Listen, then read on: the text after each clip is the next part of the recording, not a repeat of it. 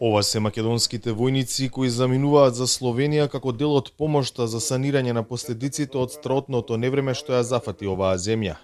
Владата на денешната седница ја донесе одлуката за испраќање армиски единици во Словенија во период од траење од 30 дена.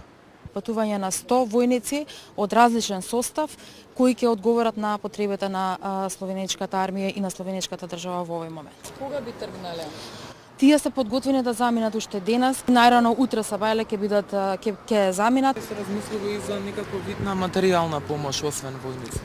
Сега за сега ова е тоа што е побарано. Побарани се и други технички средства, материјална техничка поддршка која што ние не сме во овој можност да одговориме, меѓутоа се разбира дека и во иднина ако се испратат барања на кои ќе можеме да одговориме, ќе одговориме. Само како една информација, во барањето е наведено дека вкупно се бараат 200 војници, а Република Северна Македонија испраќа 50% од побарувањата, што значи дека останатите 50% или 100 војници ќе ги покријат останатите земји членки на НАТО и на Европската унија. Министерката ги отфрла обвинувањата дека земјава многу доцна се приклучува во помошта за Словенија.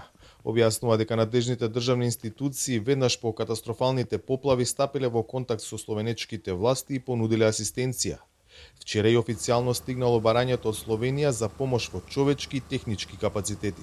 Од кабинетот на председателот, кој е и врховен командант, информираа дека Пендаровски издал наредба до началникот на генералштабот на армијата да се преземат мерки за подготовка на контингент војници и материјално-технички средства кои најскоро би били упатени во Словенија. По ова следеше и владината одлука за испраќање на војниците кои тргнуваат за Словенија, која пак изминатата недела беше погодена од незапаметени врнежи и поплави во кои загинаа 6 лица, а штетите се проценуваат на неколку милиарди евра. Ние имаме историска обврска и можност на соодветен начин во овој момент да возвратиме на пријателскиот и братски словенечки народ. Затоа како начелник на генералштабот ве поздравувам, ве мотивирам и ви одавам признание за брзата подготвеност и немам сомнеш дека успешноста на нашата мисија ќе биде во целост проведена во наредните 30 дена.